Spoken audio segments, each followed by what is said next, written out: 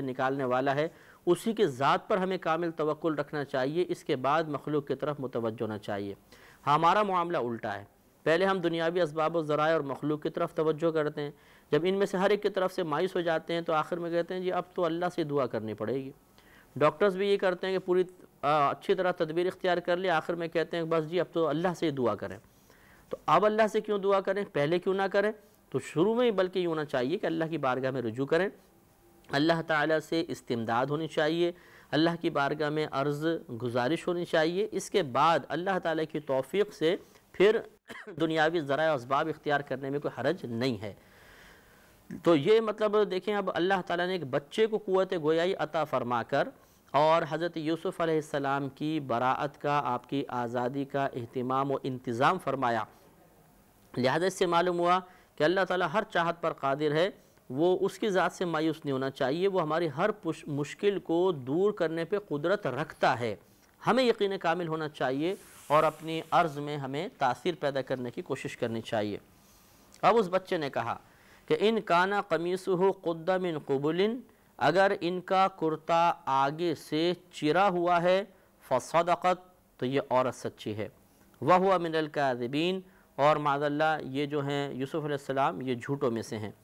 وَإِن كَانَ قَمِيصُهُ قُدَّ مِن دُبُرٍ، اور اگر ان کا کرتا پیچھے سے چاک ہے، پھٹا ہوا ہے، فَكَذَبَتْ، تو اس وقت یہ عورت جھوٹ بول رہی ہے، وَهُوَ مِنَ الصَّادِقِينَ، اور یہ جو ہیں یوسف علیہ السلام اس وقت پھر یہ سچوں میں سے ہوں گے۔ فَلَمَّا رَآ قَمِيصَهُ قُدَّ مِن دُبُرٍ، پھر جب عزیز مصر نے آپ کا کرتا پیچھے سے چرا ہوا دیکھا، قالا، تو آپ نے فرمایا، یعنی عزیز مصر نے کہا،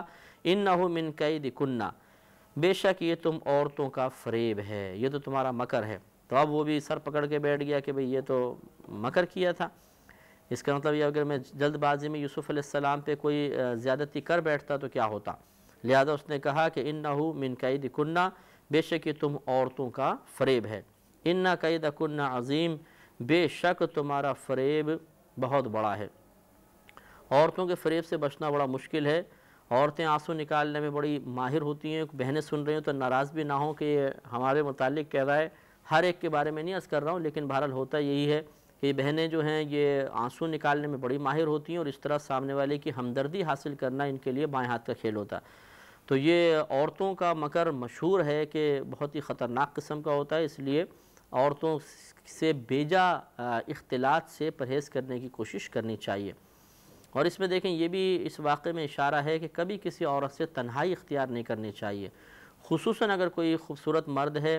مردانہ وجاہت اس کے پاس ہے، اللہ نے اسے کوئی دنیاوی نعمت سے نوازا، اچھی شکل و صورت وغیرہ ہے، تو اسے خصوصاً اجتناب کرنا چاہیے۔ اور ہمارے نبی کریم صلی اللہ علیہ وسلم نے تو مطلقاً ارشاد فرمایا کہ جب مرد اور عورت کسی مقام پہ تنہا ہوں تو وہاں ضرور تیسرا شیطان ہوتا ہے،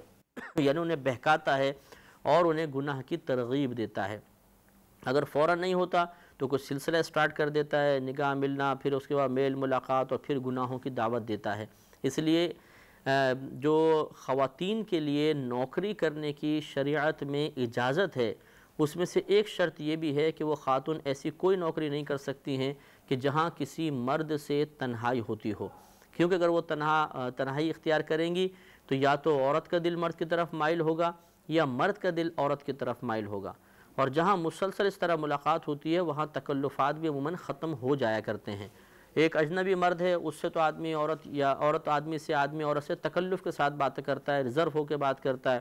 کیونکہ ایک دم تو آدمی کوئی نہ عورت کھلتی ہے نہ آدمی کھلتا ہے، لیکن جب کوئی روزانہ میل ملاپ ہوتا ہے تو پھر ایک بے تکلف پن پیدا ہوتا ہے، ایک اپنائیت کا سا احساس شروع ہو جاتا ہے، اور ایک گھر کا سا ماحول بن جاتا ہے، اور اس وقت جو فتنے فساد جنم لیتے ہیں اللہ تعالیٰ بہرحال اس سے حفاظت فرمائے۔ لیکن خدا نخواستہ کہنے کا مقصود ہرگز یہ نہیں ہے کہ جو بہن باہر نوکری کر رہی ہیں اور مردوں سے ان کا اختلاط ہوتا ہے وہ ضرور اس طرح کے کام کرتی ہوں گی، اللہ تعالیٰ حفاظت فرمانے والا ہے، بہنوں کو اجتناب کرنا چاہیے۔ لیکن یہ مسئلہ بالکل صحیح، اور اس پہ مطلب توجہ کرنا ضروری ہے کہ ایسی کوئی جاب کرنا خواتین کے لیے کہ جس میں باس کے ساتھ یا کوئی اور مطلب کسی شخص کے ساتھ تنہائی میں رہنا پڑتا ہو تو یہ حرام ہے، گناہ ہے، اور ایسی نوکری جائز نہیں ہوگی۔ اب وہ عزیز مصر نے حضرت یوسف علیہ السلام سے عرض کی، یوسف اعرض عن ھذا، اے یوسف تم اس بات کا خیال نہ کرو، یعنی درگزر کر دو۔ وہ گویا کہ معذرتی لہجے سے اس نے عرض کیا کہ یوسف آپ اس کو نظر انداز کر دیں اس چیز کو۔ وَاسْتَغْفِرِي لِذَنْبِكِ، اور پھر بی بی زلیخا رضی اللہ تعالی عنہا سے اس نے کہا کہ وَاسْتَغْفِرِي، اے عورت تو اپنے گناہ کی مغفرت طلب کر، لِذَنْبِكِ اپنے گناہ کی معافی مانگ، اِنَّكِ كُنْتِ مِنَ الْخَاطِئِينَ بے شک تو خطا واروں میں سے ہے۔ وَقَالَ نِسْوَةٌ فِي الْمَدِينَةِ، اور اب جو یہ معاملہ تھا یہ تھوڑا سا مشہور ہو گیا،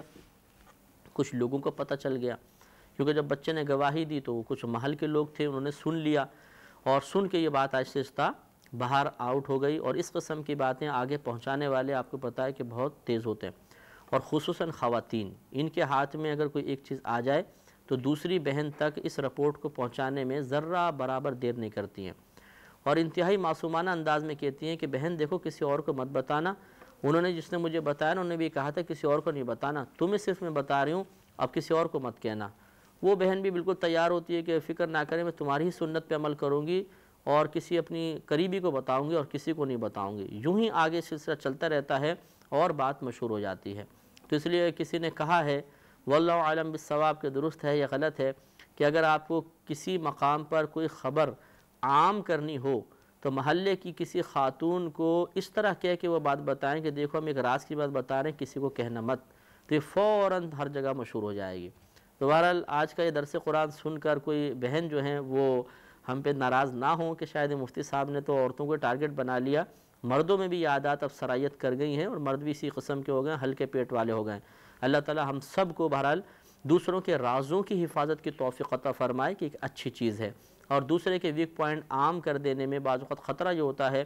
کہ پھر دوسرا بھی ہمارے راز کی حفاظت نہیں کرتا، جب اسے ہم موقع ملتا ہے تو وہ بھی کاری وار کرتا ہے۔ تو بہرحال یہ بات باہر نکلی، تو اب جو شرفائے مصر تھے، اس شہر کے جو بڑے اعلیٰ عہدیداران تھے، ان کی بعض ازواج نے بی بی زلیخا رضی اللہ تعالی عنہا پر طعنہ زنی کی کہ دیکھو یہ عزیز مصر کی زوجہ ہو کر ایسا کام کر رہی ہیں کہ ایک لڑکی کی طرف مائل ہو گئیں۔ وقال نسوة فی المدینہ، اور شہر کی کچھ عورتوں نے اس طرح کہا کہ امرأۃ العزیز تراود فتاها عن نفسه، کہ یہ جو عزیز مصر کی زوجہ ہیں یہ تو اپنے نوجوان یعنی جو ان کے گھر میں رہتے ہیں یوسف علیہ السلام، ان کے دل کو مائل کرتی ہیں۔ قد شغفها حبا، بے شک اس لڑکے کی محبت ان کے یعنی بی بی زلیخا کے دل میں اچھی طرح سما گئی ہے۔ انا لنراها فی ضلال مبین، ہم تو انہیں کھلی گمراہی میں پاتے ہیں۔ یہاں پہ بھی کھلی گمراہی سے مراد آپ کی یعنی یوسف علیہ السلام کی محبت میں بہت زیادہ خود رفتہ ہو جانا، گویا کہ ان کے کہنے کا مطلب یہ تھا کہ ہم تو انہیں ان کی محبت میں بہت زیادہ فنا پاتے ہیں۔ فلما سمعت بمکرہن، پھر جب زلیخا رضی اللہ تعالی عنہا نے ان عورتوں کی ان باتوں کو سنا، ارسلت الیہن، تو آپ نے ان سب کو بلایا۔ تو اس وقت جو ان کی قریبی جو تعلق تھے جن شرفاء گھرانوں سے، وہ 40 کے قریب عورتیں تھیں، ان میں وہ عورتیں بھی تھیں جنہوں نے اس طرح طعنہ زنی کی تھی۔ ان سب کو اپنے گھر میں بلایا، ایک بڑی عظیم دعوت کا اہتمام کیا، کھانے وغیرہ لگائے، مسندیں وغیرہ بچھائیں، اور پھر سب کو پھل وغیرہ دیے، کھانے وغیرہ دیے، اور ان سب کے ہاتھ میں چھری دے دی اور ایک پھل دے دیا، اور پھر یوسف علیہ السلام کو بی بی زلیخا نے کہا کہ آپ تیار ہو کے سب کے سامنے آئیں۔ یوسف علیہ السلام نے منع کیا، لیکن جب بی بی زلیخا کا اصرار بڑھا تو یوسف علیہ السلام نے یہ سوچ کر کہ ایسا نہ ہو کہ پھر یہ کوئی اور مطلب سختی والا قدم اٹھائیں، تو آپ تیار ہونے کے لیے تیار ہو گئے، اور آپ کو خوبصورت قسم کے کپڑے پہنائے گئے۔ ویسے حسین و جمیل آدمی ہو اور پھر اس کے اوپر حسین و جمیل کپڑے پہن لے تو نور علی نور ہوتا ہے، اور پھر انہیں کہا کہ آپ سامنے آ جائیے گا۔ اور اس سب اہتمام اس وجہ سے تھا کہ بی بی زلیخا رضی اللہ تعالیٰ عنہ ان عورتوں پہ ثابت کرنا چاہتی تھیں کہ میں اس محبت میں باطنی لحاظ سے مجبور ہوں، میرا جو قلبی میلان ہے وہ میرے قدرت و اختیار میں نہیں ہے، اور کیوں نہیں ہے یہ تم بھی اس کو ملاحظہ کرو۔ تو فلما سمعت بمکرہن، پھر جب بی بی زلیخا رضی اللہ تعالی عنہا نے ان کے اس مکر کو سنا، یعنی اس بات کو، اس چرچے کو سنا، تو ارسلت الیہن، ان عورتوں کو بلایا۔ وَأَعْتَدَتْ لَهُنَّ مُتَّكَأً وَآتَتْ كُلَّ وَاحِدَةٍ مِّنْهُنَّ سِكِّينًا، اور ان کے لیے مسندیں تیار کیں، بیٹھنے کی جگہیں، اور وہ جیسے گاؤ تکیے وغیرہ لگاتے تھے تیار کیں، اور ان میں سے ہر ایک کو ایک چھری پکڑا دی۔ وَقَالَتِ اخْرُجْ عَلَيْهِنَّ، اور پھر اس نے یوسف علیہ السلام سے کہا کہ اخرج علیہن، آپ ان عورتوں پر سامنے آ جائیں، نکل کر آئیں۔ فلما رأینہ اکبرنہ، جب عورتوں نے یوسف علیہ السلام کو دیکھا تو ان کی تعریفیں کرنا شروع کر دی، آپ کی بڑائی بیان کرنا شروع کر دی۔ وقطعن ایدیہن، اور انہوں نے اپنے ہاتھوں کو کاٹ لیا۔ یعنی کیا مطلب، وہ پھل کاٹ رہی تھی تو بی بی زلیخا نے اشارہ کیا، یوسف علیہ السلام سامنے آئے۔ اب اتنے حسین و جمیل نوجوان تھے کہ وہ چھری چلتی رہی اور ان کے انگلیاں کٹ گئیں، اور ان کو پتہ بھی نہ چلا، اور ہاتھ سے جب خون نکلا تو معلوم ہوا کہ ان کو دیکھنے میں اتنی محو ہو گئی تھیں کہ ہاتھ کے کٹنے کا احساس تک نہ رہا۔ تو اس سے آپ اندازہ کریں کہ یوسف علیہ السلام کو کتنا زبردست حسن عطا کیا گیا ہوگا۔ لیکن یہاں پر یہ بھی غور کیجئے کہ بی بی سیدہ عائشہ صدیقہ رضی اللہ تعالی عنہ ارشاد فرمایا کرتی تھیں کہ جو مصر کی عورتیں تھیں، انہوں نے یوسف علیہ السلام کو جب دیکھا تو اپنی انگلیاں کاٹ لی، اگر یہ میرے رسول اللہ صلی اللہ علیہ وسلم کے حسن کو دیکھ لیتی تو اپنے گلوں پہ چھری چلا دیتی۔ یعنی اتنے زیادہ نبی کریم صلی اللہ علیہ وسلم حسین و جمیل تھے۔ اور یہ تاریخ کی کتابوں میں لکھا ہے کہ اللہ تعالیٰ نے حسن کو پیدا کیا، نصف حضرت یوسف علیہ السلام کو عطا فرمایا، نصف پوری کائنات میں تقسیم کیا، اور جب نبی کریم کو پیدا کیا تو حسن کو پیدا کیا اور مکمل طور پہ نبی کریم کو عطا فرما دیا۔ تو آپ اندازہ کریں کہ ہمارے نبی کریم کتنے حسین و جمیل ہوں گے۔ اس پہ مزید کلام ہوگا اگلے پروگرام میں۔ وآخر دعوانا ان الحمدللہ رب العالمین۔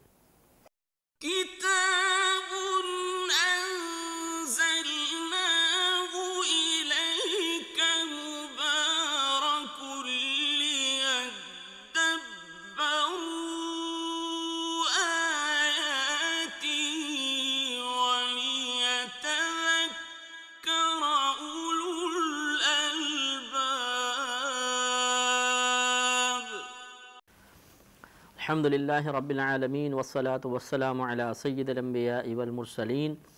اما بعد فاعوذ باللہ من الشیطان الرجیم، بسم اللہ الرحمن الرحیم۔ سورہ یوسف کی تقریباً 31 آیات کی تفسیر مکمل ہو چکی ہے۔ 31ویں آیت میں یہ بات چل رہی تھی کہ جب بی بی زلیخا رضی اللہ تعالی عنہ کو شرفائے مصر کی عورتوں نے کچھ طعنہ زنی کی کہ یہ دیکھو اپنے گھر میں ایک نوجوان کو رکھ کے اور ان کی طرف مائل ہو رہی ہیں اور یہ بری بات ہے، تو آپ نے ان عورتوں کو ایک دعوت میں بلایا۔ جب وہ خوب مسندوں پہ بیٹھ گئیں تو ایک روایت کے مطابق آپ کے ہاتھ میں، جسے قرآن میں بھی بیان ہوا کہ ایک چھری دے دی گئی ان کے ہاتھ میں اور ایک لیمو دیا گیا، اور آپ نے فرمایا کہ جب یوسف علیہ السلام باہر تشریف لائیں تو تم لیمو کو کاٹنا۔ تو جب یوسف علیہ السلام کو تیار کر کے سامنے لایا گیا اور عورتوں نے حسب جو ہدایت تھا اس کو کاٹنا چاہا، تو آپ کے حسن و جمال میں ایسا کھو گئیں، آپ کے چہرے کی نورانیت نے انہیں اپنی طرف اس طرح مائل کر لیا کہ انہیں ہوش ہی نہ رہا، اور انہوں نے اپنے ہاتھ کاٹ لیے اور خون نکلا تو پتہ چلا۔ تو انہوں نے بڑی تعریفیں وغیرہ کیں، اور یہ مطلب وہ معاملہ یہاں بیان ہو رہا ہے۔ تو 31ویں آیت کو میں شروع سے دوبارہ عرض کرتا ہوں کہ فلما سمعت بمکرہن، پھر جب حضرت زلیخا رضی اللہ تعالی عنہ نے ان کے مکر کو، یعنی ان کا یہ چرچا سنا، ارسلت الیہن، تو انہیں بلایا، وَأَعْتَدَتْ لَهُنَّ مُتَّكَأً وَآتَتْ كُلَّ وَاحِدَةٍ مِّنْهُنَّ سِكِّينًا، اور ان کے لیے بیٹھنے کے مقامات، مسندیں وغیرہ تیار کیں اور ان میں سے ہر ایک کو ایک چھری دے دی۔ وقالت اخرج علیہن، اور بی بی زلیخا نے یوسف علیہ السلام سے فرمایا کہ آپ ان عورتوں کے سامنے آئیے۔ فلما رأینہ اکبرنہ، پھر جب عورتوں نے آپ کو دیکھا تو آپ کی بڑائی بیان کرنے لگیں۔ وقطعن ایدیہن، اور انہوں نے اپنے ہاتھ کاٹ ڈالے۔ تو واقعی بعض اوقات آپ نے بھی غور کیا ہوگا، کوئی خوبصورت بچہ نظر آ جائے، کوئی خوبصورت پھول نظر آ جائے، کوئی خوبصورت پرندہ نظر آ جائے تو انسان کی نگاہ اس سے ہٹتی نہیں ہے، اتنے وہ خوبصورت ہوتے ہیں۔ یہ اللہ تعالیٰ کی طرف سے حسن و جمال ہوتا ہے۔ تو بہرحال میں عورتوں کی اور مردوں کی مثال تو نہیں دوں گا، لیکن اس مقام پہ یہی ہوا کہ پھر خاتون کی طرف نگاہ عورتوں کی نگاہ حضرت یوسف علیہ السلام کی طرف اٹھی، تو ایک تو نور نبوت آپ کے چہرے پر، دوسرے عبادات کا نور، تیسرا گناہوں سے اجتناب کا نور، اور پھر اللہ تعالیٰ کی کرم نوازی کا نور سب مجتمع ہو گیا، اور عورتیں آپ کو دیکھا تو دیکھتی ہی چلی گئیں اور آپ سے انتہائی مروب اور متاثر ہو گئیں۔ جو شخص پرہیزگاری اختیار کرتا ہے، عبادات کرتا ہے، گناہوں سے بچتا ہے، پھر اسے لپسٹک پاؤڈر کی ضرورت نہیں ہوتی ہے، خود بخود اللہ تبارک و تعالیٰ اسے ایک ایسا نور عطا فرما دیتا ہے جو نور کسی کریم سے حاصل نہیں ہو سکتا، کسی میک اپ کے سامان سے حاصل نہیں ہو سکتا، وہ خود بخود اللہ تعالیٰ اس کو عطا فرماتا ہے۔ اور یہ عورتوں کے ساتھ ہی مخصوص نہیں ہوتا بلکہ مردوں کو بھی اللہ تعالیٰ عطا فرماتا ہے، جیسے کہ یوسف علیہ السلام کو اللہ نے حسن و جمال سے نوازا، حتیٰ کہ آگے ارشاد فرمایا وَقُلْنَا حَاشَ لِلَّهِ مَا هَذَا بَشَرًا، انہوں نے کہا کہ اللہ کو پاکی ہے، یہ تو کوئی بشر نہیں ہے، یعنی یہ انسان نہیں لگتا، اتنے حسین و جمیل، اِنَّ هَذَا إِلَّا مَلَكٌ کریم، مگر یہ تو کوئی معزز فرشتہ ہے، یعنی وہ دیکھ کے کہنے کہ بھئی انسان نہیں لگتا، یہ تو بہت کوئی فرشتہ لگتا ہے، تو ایسے حسین و جمیل تھے آپ۔ قالت فَذَلِكُنَّ الَّذِي لُمْتُنَّنِي فِيهِ، اب جب زلیخا رضی اللہ تعالیٰ عنہ نے عورتوں کی حالت دیکھی تو پھر فوراً آپ نے اپنی برات فرمائی، تو آپ نے ارشاد فرمایا تو یہ ہیں وہ جن کی وجہ سے تم مجھے تانا زنی دیتی تھی، تانے دیتی تھی، یہ ہیں دیکھو۔ اب مسئلہ یہ ہوا کہ پھر بہرحال آپ نے پہلے یہ ارشاد فرمایا کہ وَلَقَدْ رَاوَدتُّهُ عَن نَفْسِهِ فَاسْتَعْصَمَا، اور بے شک میں نے ان کا دل اپنی طرف مائل کرنا چاہا تو انہوں نے اپنے آپ کو بچا لیا۔ اب جب زلیخا رضی اللہ تعالیٰ عنہ نے یہ ارشاد فرمایا تو ان عورتوں نے حضرت یوسف علیہ السلام کو معاذ اللہ سمجھانے کی کوشش کی کہ آپ ان کا کہنا مان لیں، یہ جیسا کہہ رہی ہیں آپ مانیں،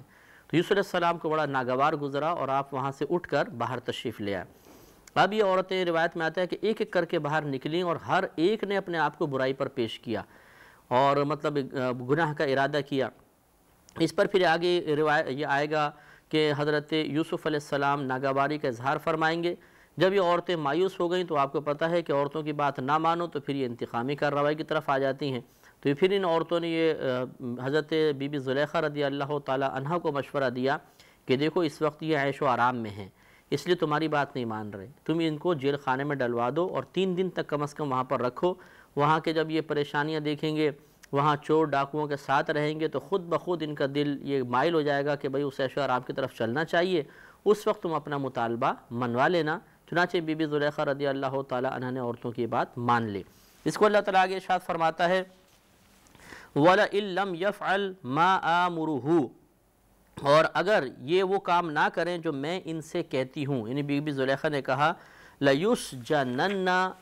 وَلْيَكُونَ مِنَ الصَّاغِرِينَ، تو یہ ضرور اس پھر قید خانے میں پڑیں گے اور ضرور ذلت اٹھائیں گے معاذ اللہ۔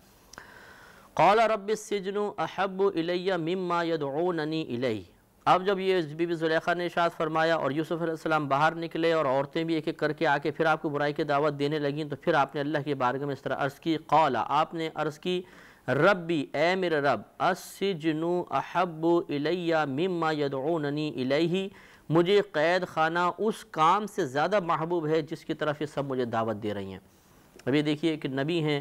متقی ہیں، پرہیزگار ہیں، صاف قلب ہیں، بالکل مطلب باطن پاکیزہ ہے، تو ایسی شرفائے مصر عورتیں جو یقیناً حسین و جمیل ہوں گی، مالدار عورتیں، کہ اگر آپ کوئی مطالبہ کرتے تو یقیناً وہ مطالبہ بھی پورا کرنے پر قادر ہوتی، لیکن جب کوئی اللہ کا ہو جاتا ہے تو پھر اس قسم کی باتوں کی طرف التفات نہیں کرتا ہے۔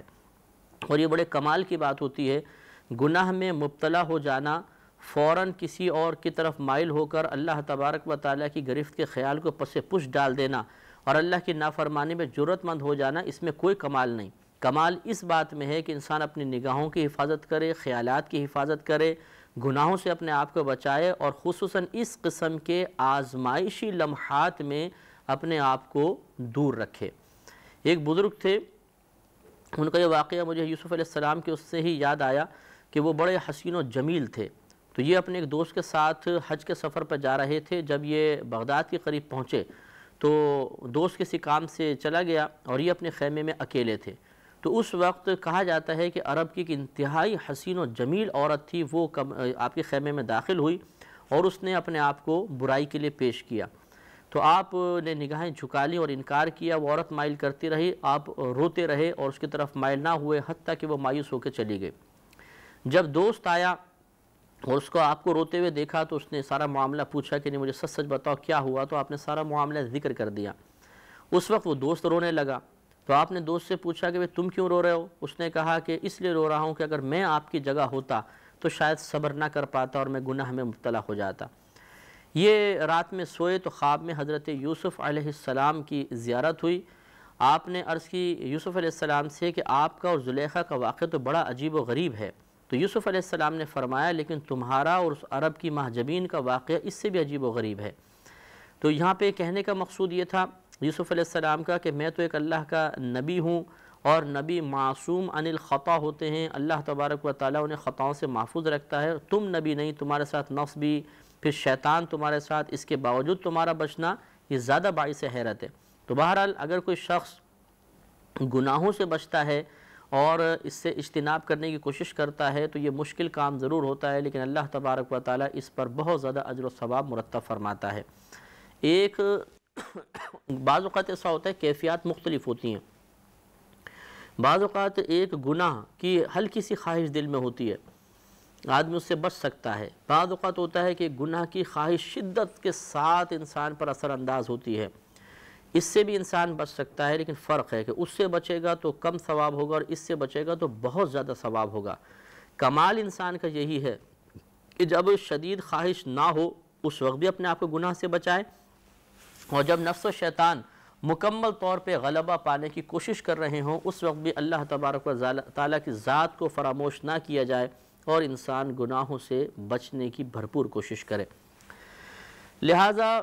آپ نے عرض کی کہ اے میرے رب، قید خانہ مجھے اس کام سے زیادہ محبوب ہے جس کی عورتیں دعوت دے رہی ہیں، وَإِلَّا، اور اگر تو نے مطلب میری درخواست کو قبول نہ کیا، تصرف عنی کیدہن اصب الیہن وَأَكُن مِّنَ الْجَاهِلِينَ، اور اگر تو مجھ سے ان کا مکر و فریب نہ پھیرے گا تو پھر میں بھی ان کی طرف مائل ہو جاؤں گا اور جاہلوں میں سے ہو جاؤں گا۔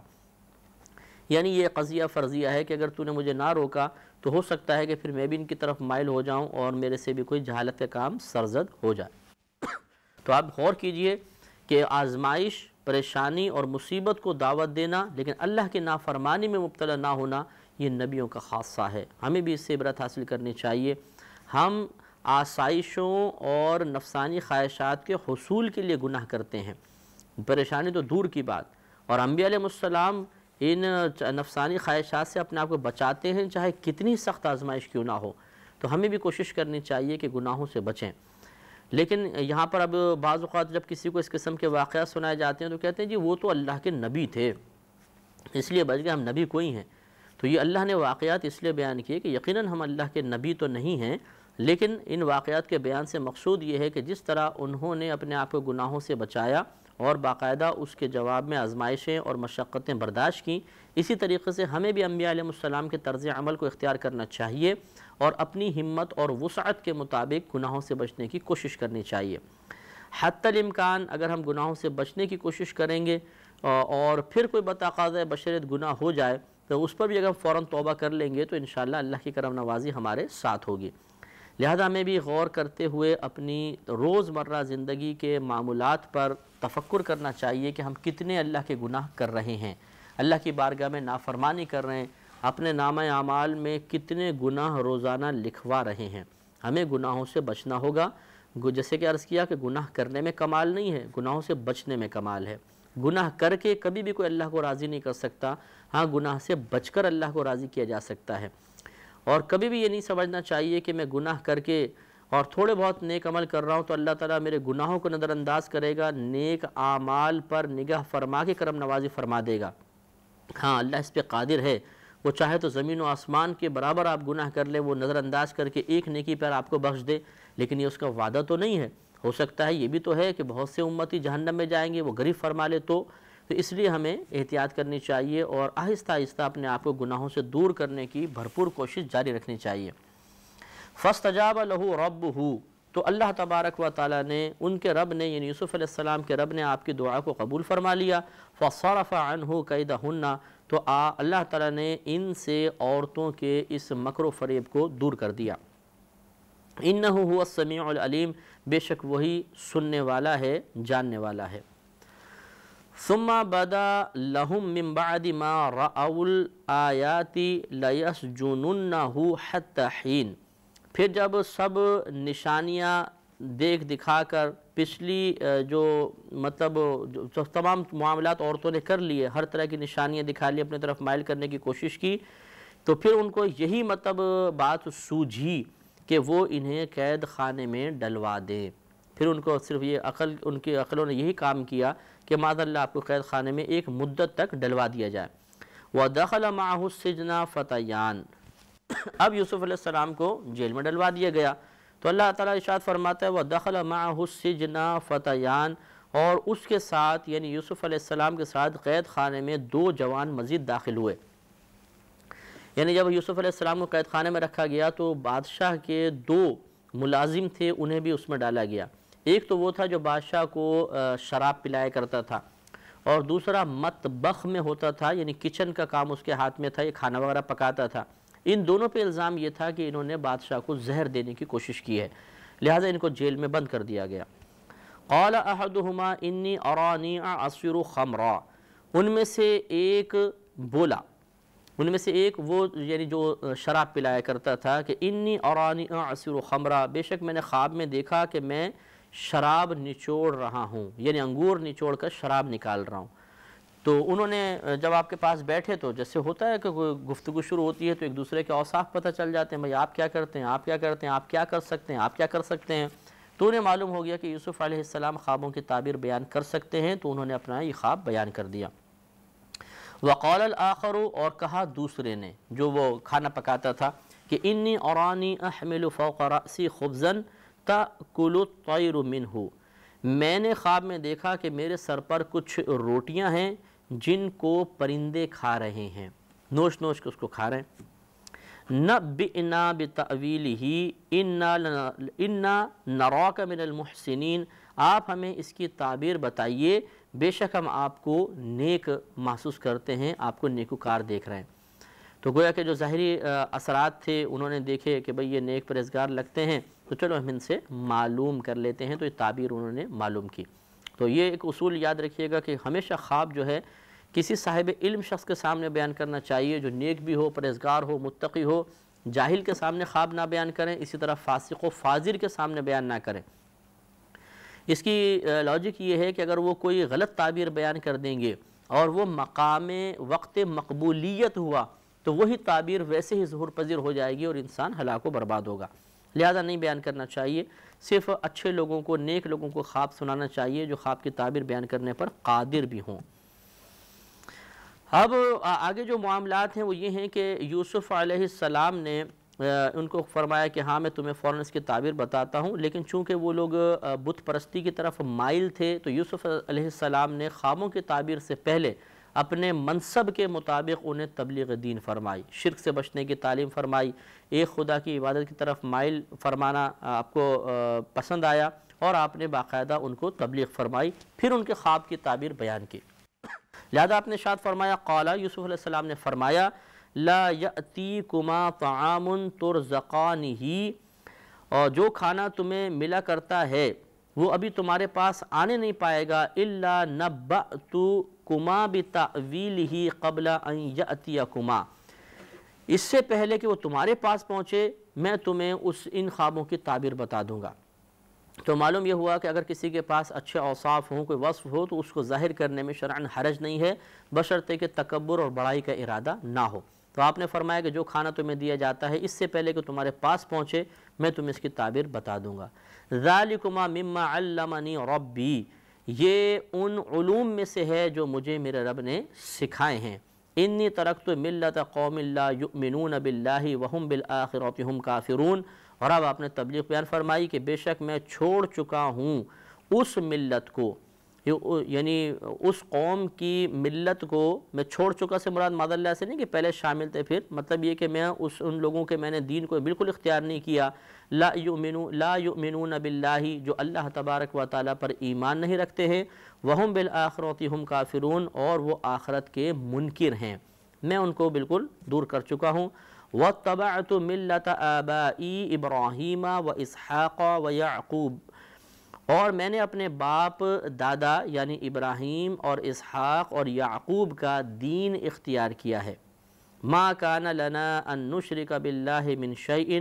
اور کسی ہمارے لیے بالکل یہ مناسب نہیں ہے کہ ہم اللہ تبارک و تعالیٰ کے ساتھ کسی کو شریک ٹھہرائیں، کچھ بھی شریک ٹھہرائیں، یہ ہمیں بالکل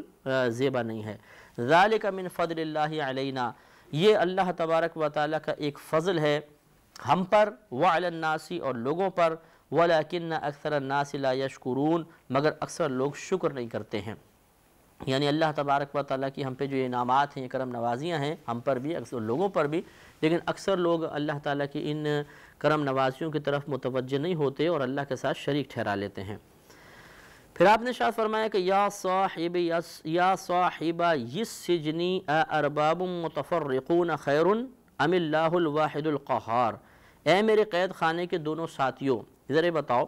کہ جدا جدا متفرق رب بہتر ہے یا ایک اللہ تبارک و تعالی جو سب پر غالب ہے، واحد القہار جو سب پر غالب ہے؟ تو یہ بڑا نفیس سوال تھا کہ یہ بتاؤ کہ اگر یہ جدا جدا رب بنا لیے جائیں جو کچھ بھی نہیں کر سکتے، بے جان ہیں، ان کی عبادت بہتر ہے یا اس رب کی جو ان سب پر اور پوری کائنات پر غالب ہے؟ تو عقلی طور پر یقینی سی بات ہے، جواب یہی ہونا چاہیے کہ اسی ایک رب کی عبادت کرنی چاہیے۔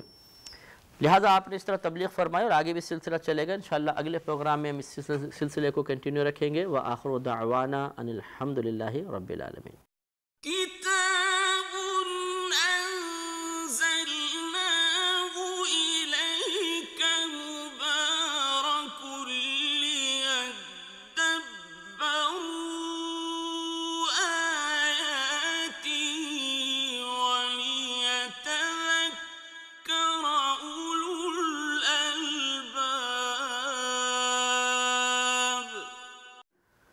الحمد للہ رب العالمین والصلاة والسلام علی سید الانبیاء والمرسلین،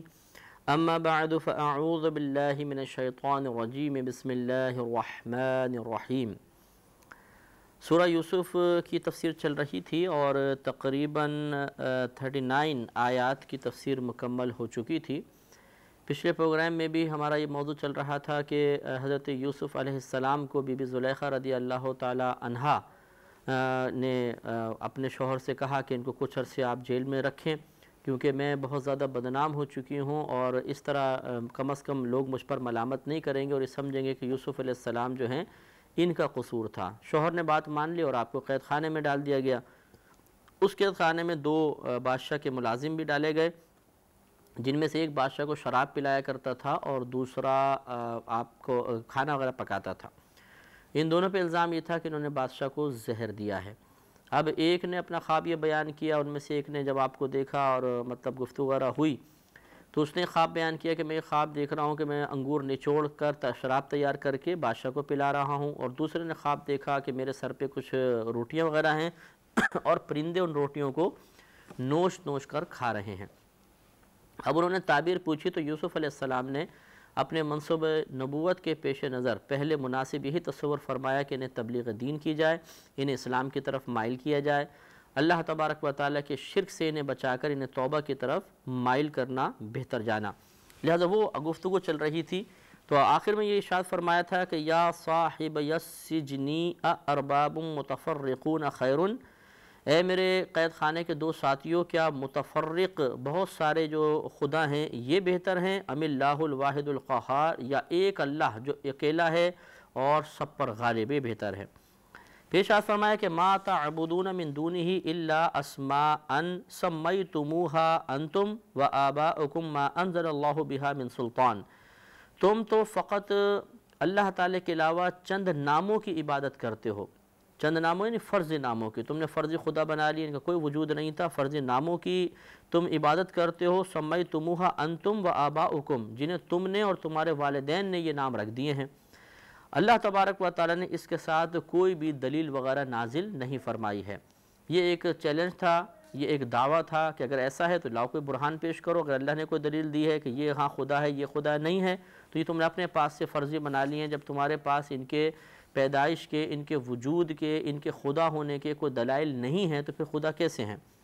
ان الحکم الا للہ، حکم تو فقط اللہ تبارک و تعالیٰ کے لیے ہی ہے۔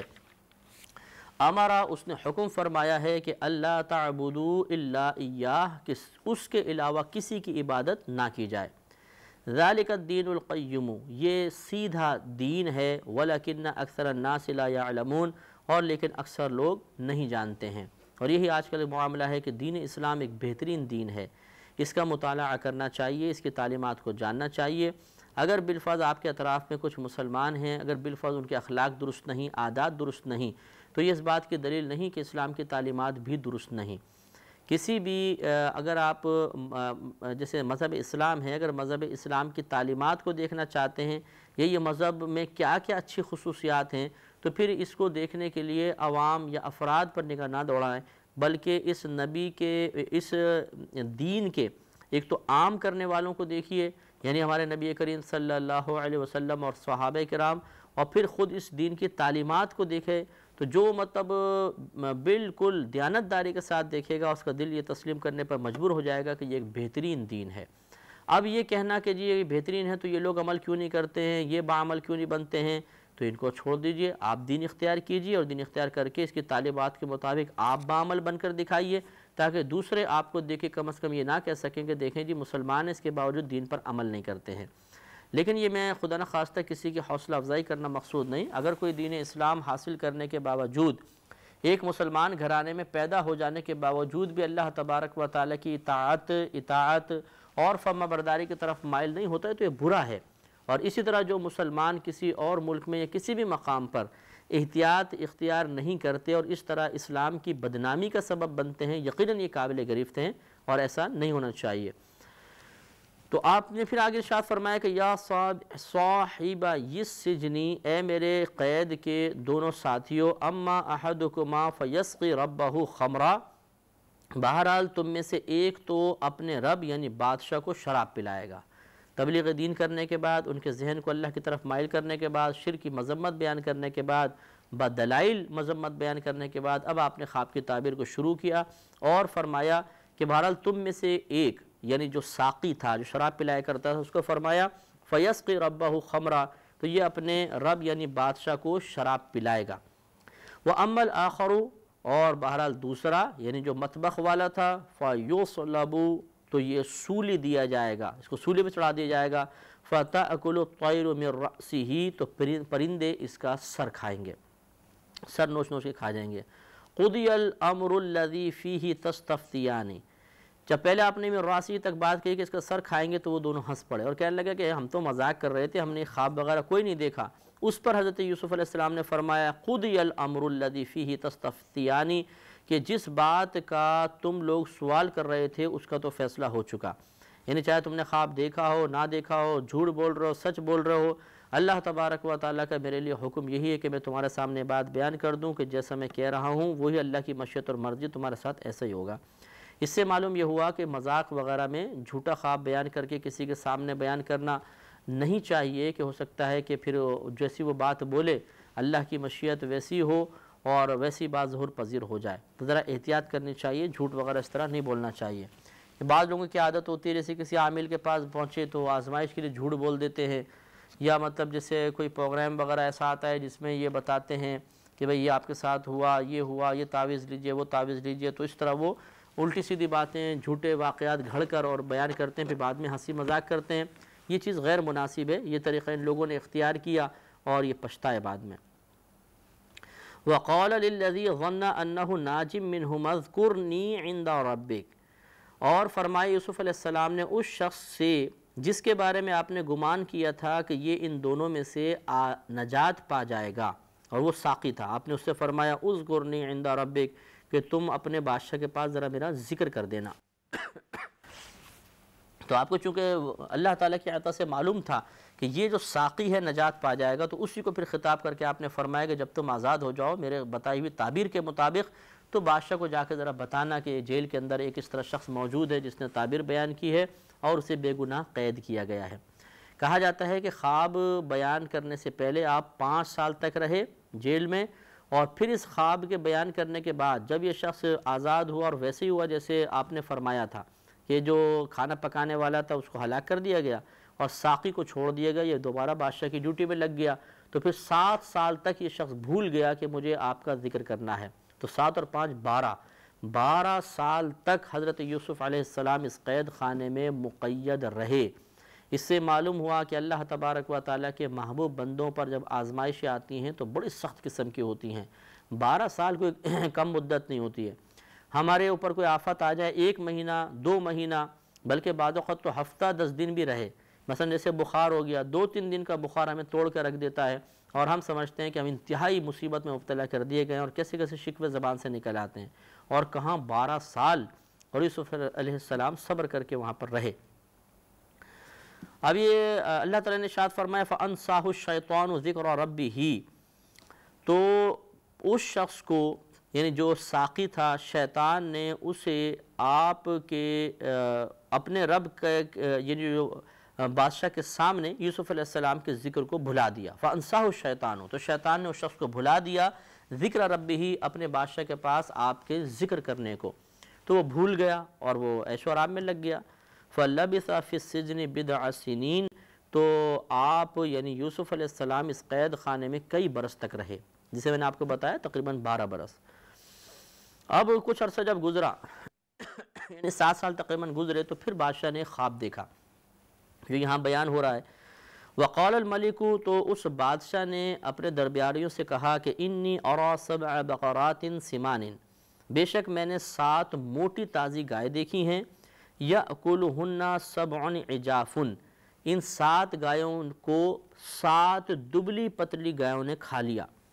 و7 سنبلات خضر،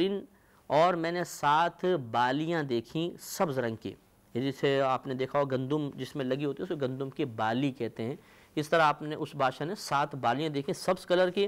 وَأُخَرَ یابسات، اور میں نے 7 دوسری جو ہیں خشک دیکھیں 7 بالیاں۔ یا ایھا الملأ،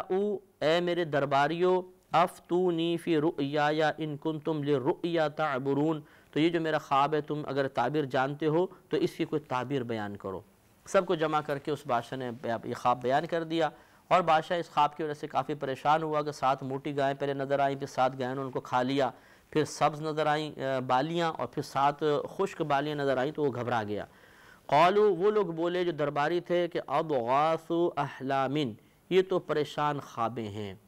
یاد رکھیں کہ خواب بعض اوقات طبعی تقاضے کی وجہ سے بھی ہوتا ہے، طبیعت خراب ہوتی ہے، بدہضمی وغیرہ ہے تو بھی اس سے عجیب و غریب خواب نظر آتے ہیں۔ بعض خواب نفسانی ہوتے ہیں، نفس کی طرف سے ہوتے ہیں، بعض شیطانی ہوتے ہیں، صرف شیطان کی طرف سے ہوتے ہیں، ان کی کوئی تعبیرات نہیں ہوتی۔ جو خواب سچے ہوتے ہیں اللہ کی طرف سے ہوتے ہیں، ان خوابوں کی باقاعدہ تعبیرات ہوتی ہیں۔ تو انہوں نے یہی کہہ کے اپنی جان چھڑانا چاہی کہ جی ان کی تعبیر تو ہمیں نہیں پتہ چل رہی، یہ تو پھر پریشان خواب ہیں۔ وَمَا نَحْنُ بِتَأْوِيلِ الْأَحْلَامِ بِعَالِمِينَ، اور ہم خواب کی تعبیر نہیں جانتے۔ وَقَالَ الَّذِي نَجَا مِنْهُمَا، اور پھر وہ شخص بولا جو ان دونوں میں سے بچ چکا تھا، نجات پا چکا تھا۔ دونوں میں سے مراد وہ ساقی اور کھانا جو پکانے والا تھا، ان دونوں میں سے جو بچا تھا یعنی ساقی، اب وہ شخص بولا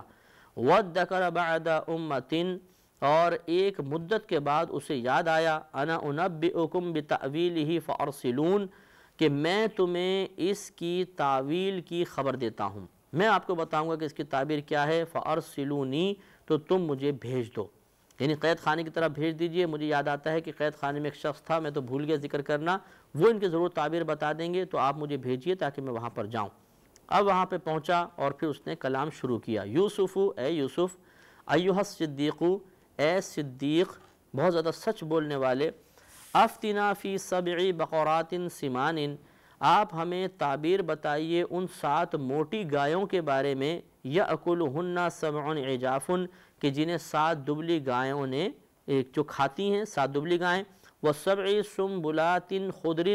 اور ان 7 ہری بالیوں کے بارے میں، وأخرى یابسات، اور دوسری 7 سوکھی بالیوں کے بارے میں، لعلی ارجع الی الناس لعلہم یعلمون، شاید میں لوگوں کی طرف لوٹ کر جاؤں اور شاید وہ پھر ان کی تعبیر سے آگاہ ہو جائیں۔ تو اب اس نے یہ جب خواب بیان کیا تو یوسف علیہ السلام نے بعطاء الہی اس کی تعبیر بیان کرنا شروع فرمائی۔ قال، آپ نے فرمایا تزرعون 7 سنین دأبا، فرمایا کہ تم 7 برس لگاتار کھیتی باڑی کرو گے، خوب کھیتی کرو گے، تمہیں خوب ملے گا۔ فما حصدتم، پھر جو تم کاٹو، فذروہ فی سنبلہ الا قلیلا مما تأکلون،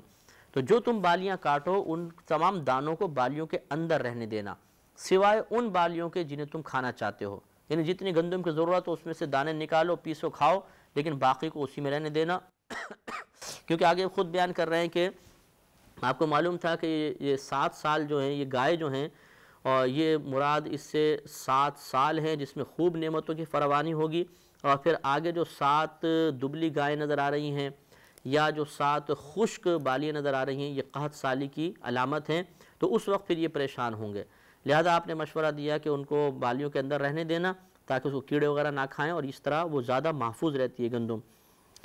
فرمایا کہ ثم یاتی من بعد ذلک 7 شداد، پھر اس کے بعد 7 برس سخت تنگی والے آئیں گے، یاکلن ما قدمتم لہن الا قلیلا مما تحصنون، کہ وہ کھا جائیں گے جو تم نے ان کے لیے پہلے جمع کر رکھا تھا، جتنا پہلے جمع تھا سب کا سب اس میں ختم ہو جائے گا، الا قلیلا مما تحصنون، مگر تھوڑا سا جو تم بچا سکتے ہو تو بچا لو گے، باقی سب ختم ہو جائے گا۔ وہ بچانے والا وہ تھا جس کو بطور بیج وہ چاہتے تھے کہ اس کو اگائیں گے، تو فرمایا کہ وہ بس بچے گا، باقی اگلے 7 سالوں میں اتنی قحط سالی ہوگی کہ سب کا سب ختم ہو جائے گا۔ ثم یاتی من بعد ذلک عام، پھر اس کے بعد 1 برس ایسا آئے گا، فیہ یغاث الناس، کہ اس میں لوگوں کو بارش دی جائے گی، ان پہ بارش برسائی جائے گی، وفیہ یعصرون، اور اس میں وہ پھر رس نچوڑیں گے، خوب مطلب یہ کہ رس وغیرہ حاصل کریں گے، نعمتیں حاصل کریں گے۔ اب اس شخص نے یہ گیا اور اس نے جا کے بادشاہ کو بتایا کہ وہ تو ایسے سے تعبیر بیان کر رہے ہیں۔ بادشاہ بڑا خوش ہوا اور اس نے خواہش کی کہ اب ان کو میرے پاس لاؤ، میں ان کی زبان سے سننا چاہتا ہوں۔ چنانچہ اللہ نے آگے بیان فرمایا وقال الملک ائتونی بہ، اور بادشاہ بولا کہ انہیں میرے پاس لے کر آؤ۔ فلما جاءہ الرسول، تو جب آپ کے پاس یعنی یوسف علیہ السلام کے پاس اس بادشاہ کا قاصد آیا، قال ارجع الی ربک، تو آپ نے ارشاد فرمایا تو اپنے بادشاہ کی طرف لوٹ جا، فاسألہ ما بال النسوۃ اللاتی قطعن ایدیہن، تو آپ نے فرمایا بادشاہ کے پاس لوٹ جا اور ان سے بادشاہ سے یہ کہے کہ وہ پوچھے، وہ تحقیق کرے، تفتیش کرے کہ ان عورتوں کا کیا معاملہ ہے کہ جنہوں نے اپنے ہاتھ کاٹے تھے۔ یہاں یوسف علیہ السلام کی حکمت یہ تھی، آپ یہ چاہتے تھے کہ بادشاہ ان عورتوں کو بلائے، ان سے معلومات کرے، جب وہ عورتیں بتائیں گی تو سارا معاملہ منکشف ہو جائے گا، اس طرح میری براعت ظاہر ہو جائے گی، اور پھر میں باہر آؤں گا تو ہر قسم کی ملامت سے پاک و صاف ہوں گا، کیونکہ پھر آپ کو اندیشہ تھا کہ ہو سکتا ہے کوئی اور الزام لگا کے پھر آپ کو اندر کر دیا جائے، لہذا جب بادشاہ تحقیق کرے گا سب چیزیں سامنے آ جائیں گی تو پھر براعت ہو جائے گی اور اس کے بعد کوئی خدشہ نہیں رہے گا۔ مفسرین نے فرمایا کہ اس سے معلوم ہوتا ہے کہ اپنے اوپر آنے والی تہمت کو دور کرنے کے لیے حفاظتی تدابیر کرنا، کچھ اچھے اقدامات کرنا، اس میں شرعاً کوئی حرج نہیں، بلکہ یہ انبیاء علیہ السلام کا طریقہ رہا ہے۔ لہذا اگر ہم بھی اپنے اوپر سے تہمت کو دور کرنے کے لیے کوشش کریں تو یہ بہت اچھا ہے کہ یوسف علیہ السلام کی سنت کریمہ ہے۔ بعض لوگ کہتے ہیں اچھا مجھ پہ الزام لگا ہوا ہے تو ٹھیک ہے اللہ تعالیٰ ان کو جواب دے گا، ٹھیک ہے بہت اچھی بات ہے، یہ بھی اچھا ہے کہ ٹھیک ہے جھوٹا الزام ہے تو اللہ ان کو سزا دے گا یا اللہ تعالیٰ ان کو ہدایت عطا فرمائے گا، اللہ پہ توکل کے سلسلے میں یہ بات بالکل مناسب ہے، کوئی غلط نہیں، لیکن تدابیر اختیار کرنا، ترکیب اختیار کرنا، کوئی نہ کوئی عمل اختیار کرنا، یہ چونکہ انبیاء علیہ السلام کی سنت رہا ہے لہذا ہمیں اس کو ترک نہیں کرنا چاہیے۔ تو آپ نے فرمایا کہ قال ارجع، آپ نے فرمایا تو لوٹ جا الی ربک، اپنے بادشاہ کے پاس، فاسألہ ما بال النسوۃ اللاتی قطعن ایدیہن، پھر اس سے پوچھ کہ ان عورتوں کا کیا حال ہے کہ جنہوں نے اپنے ہاتھ کاٹ دیے تھے، ان ربی بکیدہن علیم، بے شک میرا رب، یہاں رب سے مراد اللہ تعالیٰ ہے، یوسف علیہ السلام کہتے ہیں کہ بے شک میرا رب ان عورتوں کے فریب کو جانتا ہے۔ اب جب بادشاہ کے پاس یہ بات پہنچی تو بادشاہ نے کہا بلاؤ، شرفاء مصر کی تمام ازواج آ گئیں اور بی بی زلیخا رضی اللہ تعالی عنہ بھی ان میں شامل تھیں۔ قال، بادشاہ نے کہا ما خطبکن اذ راوتن یوسف عن نفسہ، بادشاہ نے کہا کہ ایک عورتوں تمہارا کیا معاملہ تھا کہ جب تم نے یوسف علیہ السلام کے دل کو اپنی طرف مائل کرنا چاہا۔ قلنا، ان عورتوں نے کہا حاش للہ ما علمنا علیہ من سوء، اللہ تعالیٰ کے لیے پاکی ہے، ہم نے ان میں کوئی بدی نہیں پائی، ہم نے کوئی برائی نہیں دیکھی۔ یہ ہے نفیس معاملہ کہ کبھی بھی آئندہ کے حالات کو فراموش کر کے دامن احتیاط نہیں چھوڑنا چاہیے۔ اگر ہم کوئی غلطی کر لیں گے یہ سوچ کر کہ اللہ تعالیٰ اس پہ پردہ ہی رکھے گا، یہ ہو سکتا ہے اللہ تعالیٰ پردہ رکھے، لیکن یہ بھی ہو سکتا ہے کہ کل لوگوں کے سامنے ظاہر ہو اور یہ زوال عزت کا سبب بن جائے۔ لہذا آدمی کو چاہیے کہ اپنے ویک پوائنٹ کسی کے پاس نہ چھوڑے، حتی الامکان کوشش کرے تاکہ اگر کوئی اس کے بارے میں گواہی دے تو اچھی ہی گواہی دے، یا معاذ اللہ اگر بری گواہی دے تو جھوٹی ہی گواہی دے، صحیح کوئی گواہی نہ دے پائے۔ تو معاذ اللہ کہنے کا مطلب بھی نہیں ہے کہ چھپ کر آپ گناہ کرتے رہیں اور انہیں چھپاتے رہیں. کہنے کا مطلب یہ ہے کہ اولا اور افضل تو یہی ہے کہ انسان ہر قسم کے صغیرہ کبیرہ ظاہری بات نہیں گناہ سے اپنے آپ کو بچائے. لیکن اگر کبھی کوئی خطا ہو جائے تو اسے دوسروں کو نہ بتایا جائے. اپنا کمزور شخصیت کا پہلو اپنی شخصیت کا کمزور پہلو کسی کے سامنے منکشف نہ کیا جائے کہ بعض اوقات بعد میں چل کر پھر یہ لوگوں پر بھی ظاہر ہو جاتا ہے اور انسان سخت آزمائش میں مبتلا ہو جاتا ہے. اب جب یہ عورتوں نے گواہی دی تو پھر بی بی زلیخا رضی اللہ تعالیٰ عنہ سچ بولنے پر مجبور ہوئی گئی. قالت امرأۃ العزیز الآن حصحص الحق. تو عزیز مصر کی عورت بولی کہ اب اصلی بات یہ حق بات کھل کر سامنے آ گئی ہے. انا راودتہ عن نفسہ. میں نے ان کا دل اپنی طرف مائل کرنا چاہا تھا. وانہ لمن الصادقین. اور بے شک یہ بالکل سچے ہیں. ذالک لیعلم انی لم اخنہ بالغیب. یوسف نے کہا کہ یہ میں نے اس لیے کیا کہ عزیز مصر کو معلوم ہو جائے کہ میں نے اس کے پیٹھ پیچھے کوئی خیانت نہیں کی تھی. لہٰذا یہ دیکھیں یوسف علیہ السلام کی بڑی پیاری بات, اور اس میں کیا نقطہ پوشیدہ تھا یہ بات کہنے میں انشاءاللہ ہم کل کے پروگرام میں عرض کریں گے. وآخر دعوانا ان الحمدللہ رب العالمین.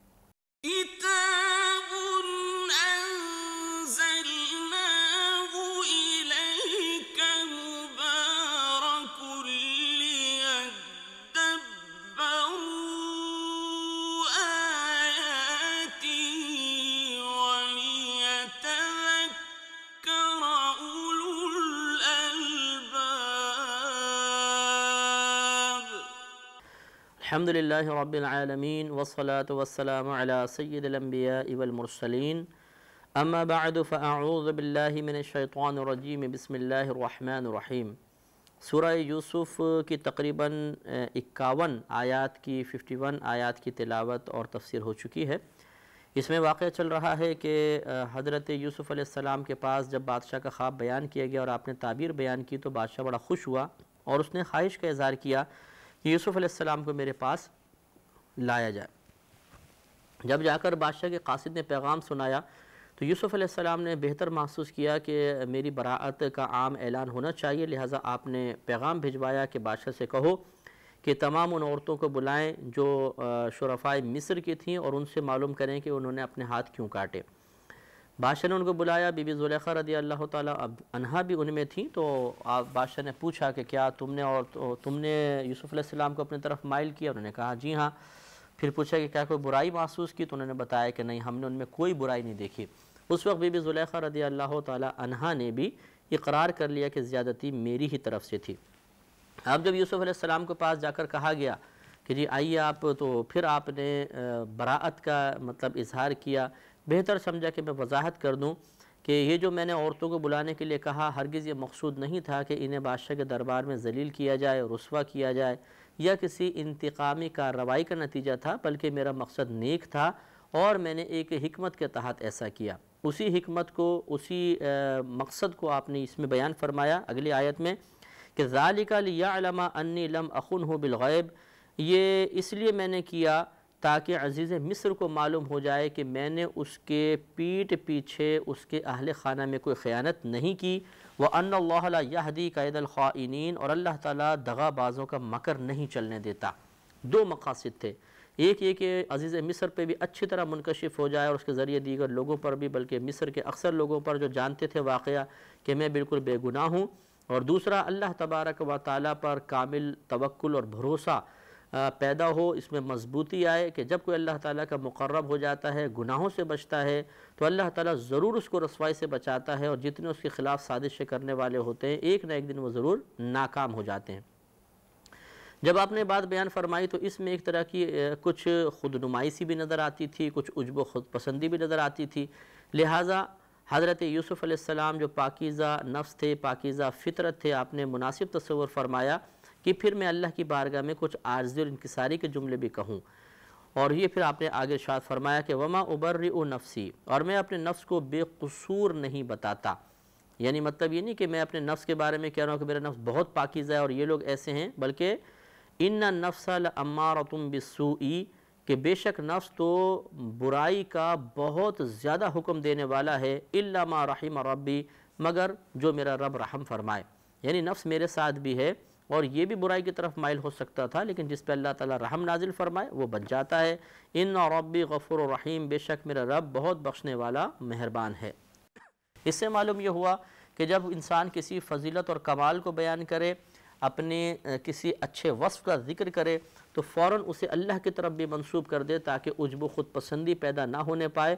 اور ایسا نہ ہو کہ انسان کسی کمال کو اپنا ذاتی کمال تصور کرے اور عطائے الہی کی طرف سے دھیان ہٹ جائے، کہ یہ عجب و خود پسندی انسان کے لیے باعث ہلاکت ہوتی ہے۔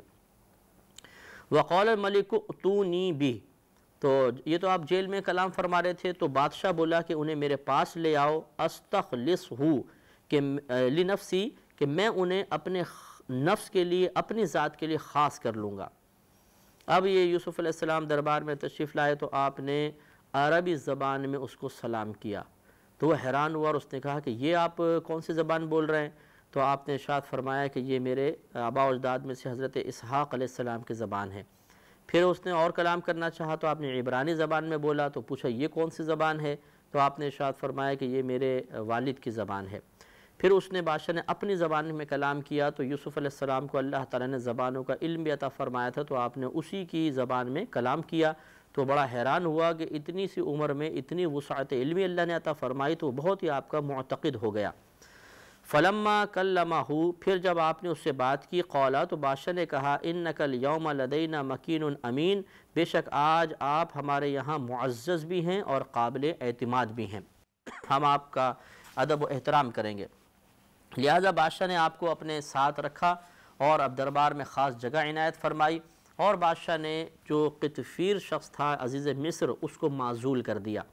اور حضرت یوسف علیہ السلام کو اس کی جگہ رکھ کر اور تمام خزانے کی کنجیاں وغیرہ آپ کے سپرد کر دی، انتظام آپ کے سپرد کیا، اور پھر بی بی زلیخا رضی اللہ تعالی عنہا کے ساتھ آپ کا نکاح کروایا۔ ان سے آپ کے 2 صاحبزادے ہوئے تھے، پیدا ہوئے تھے۔ جب یوسف علیہ السلام بی بی زلیخا رضی اللہ تعالی عنہا کے پاس گئے تو آپ نے ارشاد فرمایا کہ اے زلیخا، کیا یہ اس سے بہتر نہیں کہ جو پہلے تھا؟ تو انہوں نے عرض کی کہ آپ مجھے ملامت نہ فرمائیں، میں اصل میں حسین بھی تھی، جوان بھی تھی، اور جو عزیز مصر تھا اسے عورتوں سے بالکل رغبت نہیں تھی، یعنی وہ حقوق زوجیت وغیرہ پورے نہیں کرتا تھا، تو میں آپ کے حسن کی وجہ سے بھی اور ان تقاضائے بشریت کی وجہ سے بھی میں آپ کی طرف مائل ہوئی، لہٰذا آپ نے حضرت یوسف علیہ السلام نے بھی ان باتوں کو نظر انداز کیا اور پھر آپ زندگی گزارنے لگے۔ قال، یوسف علیہ السلام نے فرمایا کہ اجعلنی علی خزائن الارض، کہ تم مجھے زمین کے خزانوں پر مامور کر دو، انی حفیظ علیم، بے شک میں حفاظت والا، علم والا ہوں۔ معاملہ یہ ہوا کہ جب آپ عزیز مصر کو ہٹایا، آپ کو رکھنا چاہا، معزول کیا، آپ کو بہت سارے انتظامی امور دے دیے گئے، تو عزیز مصر کا کچھ عرصے بعد انتقال ہو گیا،